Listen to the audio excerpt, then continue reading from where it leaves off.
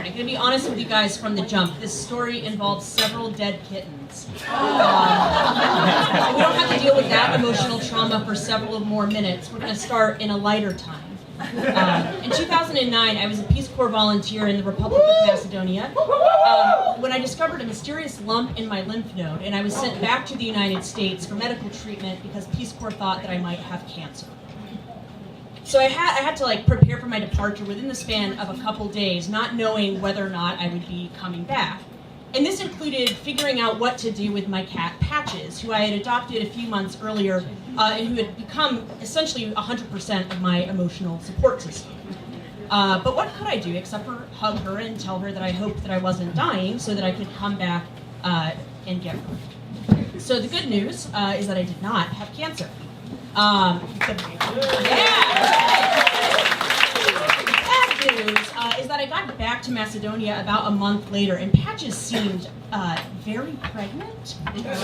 So lashing out due to the instability of her home life, Patches had engaged in promiscuous intercourse with a neighborhood cat called Boosh. And young feline fools, they had neglected to wrap it up.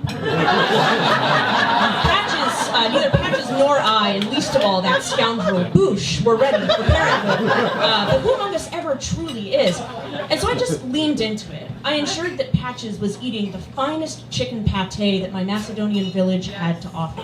I built a little pregnancy nest for her in my closet. Soon I could feel the baby kittens move. I thought there might be 3 or maybe even 4.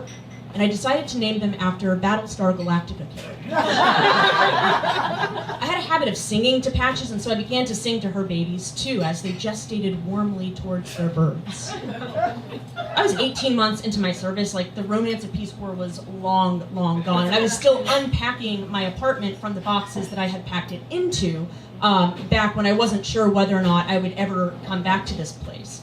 But I had come back to a beautiful calico cat whose belly was teeming with new life, little things for me to love and cherish in what had become a very dark period of my life. So I've told you guys what to expect from this story. I woke up one night because Patches was crying, and on the ground there was a hairless, lifeless little lump. This was Apollo, a captain of a Viper in the colonial fleet.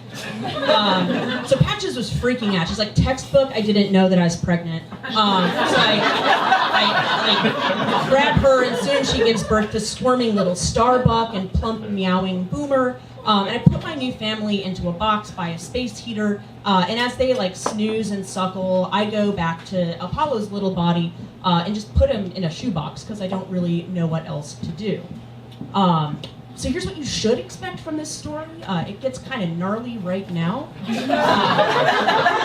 So I woke up the next morning because Starbuck and Boomer were crying, and Patches was outside of their little box home. So I picked her up to put her back in the box, and I saw a kitten hanging out of her, dead and very, very stuck. So we had hit the hard wall of my cat midwifery experience. And so I did the only thing that I could do. I phoned up my preferred off-books taxi driver, Vlado, who was also the town's horse and goat vet. And as the phone rang, I reflected that while my Macedonian language lessons had prepared me well to discuss my hobbies and my favorite foods, they had left me somewhat unequipped to deal with this particular situation. Hello, this is Vlado. Hello, yes, this is American Sara. I live in town. Yeah, Sara, I know who you are. Yes, hello. I have a cat. Cat is named Patches. Beautiful cat.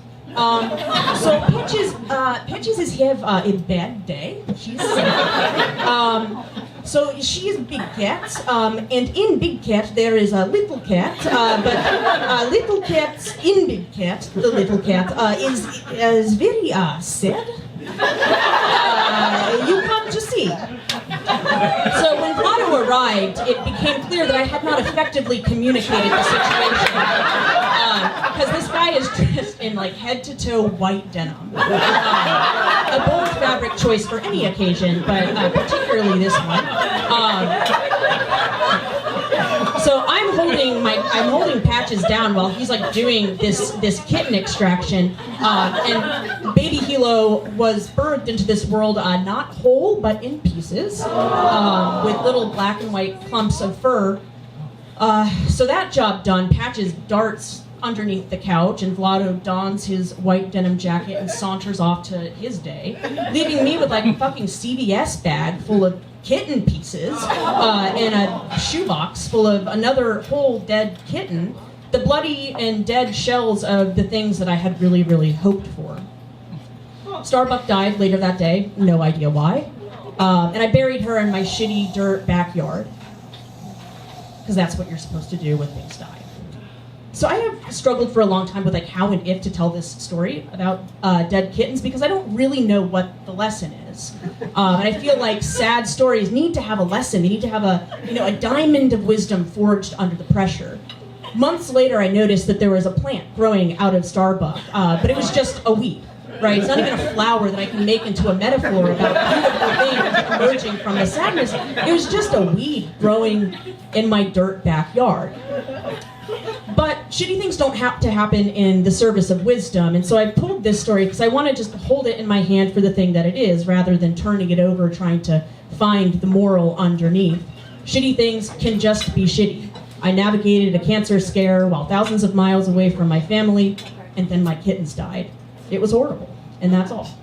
So Patches made it back with me. She's like snoozing on a blanket on my futon right now. Boomer spent months sleeping in my sweatshirt pouch and wrestling with my socks before he was adopted by another volunteer, and he also lives now in the United States and Colorado. So that is to say that life did the thing that it does. It moved on. Spay and neuter your pets.